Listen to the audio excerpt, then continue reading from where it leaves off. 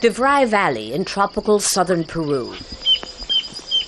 An immense expanse of green, dominated by one crop, the coca plant, the raw material of cocaine. When the sun's out, farmers spread out their leaves to dry. But it's often under the cover of darkness, even under the pouring rain, that the real money is made. First, by stomping on the coca leaves in a pit filled with water and sulfuric acid. I am removing the substance of the drug, see? We have to stir vigorously. I have all the materials ready, the gasoline, ammonia, the lime. The farmer who operates this coca paste lab insists we hide his identity, although the police rarely interferes. If there are no drugs in the rye, the police don't make enough to eat either. If there's coca, there's drugs and money. If there's no drugs, there's no money for us or for them. He says he sells his paste to Colombian, Ecuadorian, and Mexican traffickers through intermediaries for $750 a kilo. The stench of rotten coca leaves mixed with chemicals is pretty difficult to describe. And this is, of course, just the first phase of a multi-billion-dollar industry that's attracting thousands of poor Peruvians from all over the country into this jungle.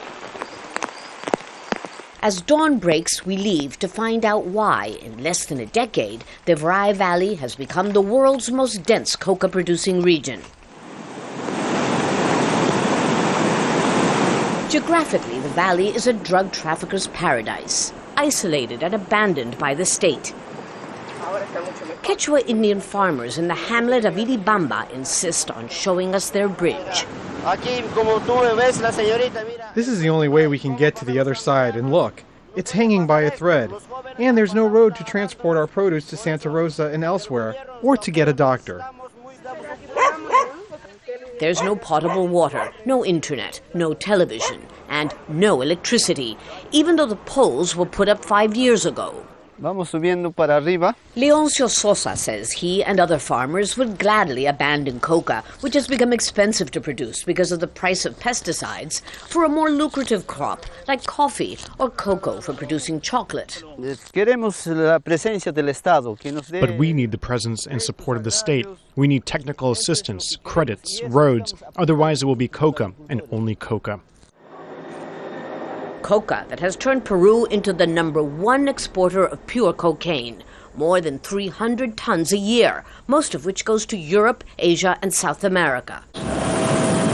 And while the United States invested billions to reduce drug production in neighboring Colombia, the ever-enterprising traffickers set their sights on Peru and the Devray Valley.